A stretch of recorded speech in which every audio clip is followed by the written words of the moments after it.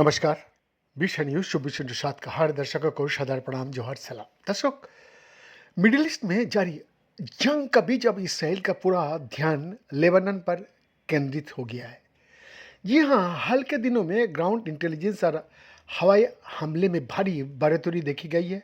अरे हमला उस समय तेज हुआ जब हिजबुल्ला समूह ने मिसाइलों और ड्रोन के जरिए इसराइल पर हमले शुरू किया। इसके बाद इसराइल ने सेना जवाबी कार्रवाई का तहत लेबनान में एयर स्ट्राइक और बॉर्डर पर जमीनी तैनाती बढ़ा दिया है। इस नई टक्कर को व्यापक संघर्ष का हिस्सा माना जा रहा है, जो गाजा और ईरान का बाद एक नया मोड़ ले चुका है। लेबनान की सीमाओं पर दोनों पक्ष के बीच सीजफायर लंबे समय तक नहीं टिक पाया और ये संघर्ष और तेज हो गया है।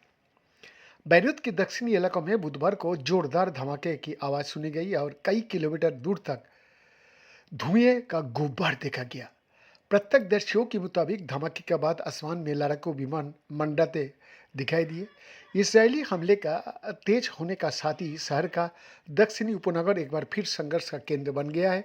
स्थानीय प्रशासन ने लोगों से सतर्क रहने और सुरक्षित स्थानों पर रहने की अपील की। लेबनान और इसराइल का बीच तनाव उस वक्त और बढ़ गया जब ईरान समर्थित संगठन हिजबुल्ला ने लगातार दूसरे दिन इसराइल पर मिसाइलें दागी। इसका जवाब में इसराइल ने दक्षिणी लेबनान में जमीनी सैनिक भेजे और कई शहरों और कस्बे पर हवाई हमले की श्रृंखला शुरू कर दी। दोनों पक्ष के बीच सीमा पर गोलीबारी ने पूरा क्षेत्र को व्यापक संघर्ष की ओर धकेल दिया है। इसराइली सेना ने बुधवार को दक्षिणी लेबनान का 16 गांव का निवासियों को तत्काल इलाका खाली करने की चेतावनी दी। सेना का कहना है कि इन इलाका में हिजबुल्ला की गतिविधियां बढ़ी है। वही हिजबुल्ला ने दावा किया है कि उसके लड़ाकों ने सीमा के पास मेटुला क्षेत्र में इसराइली सैनिकों के जमावड़े पर रॉकेट दागे।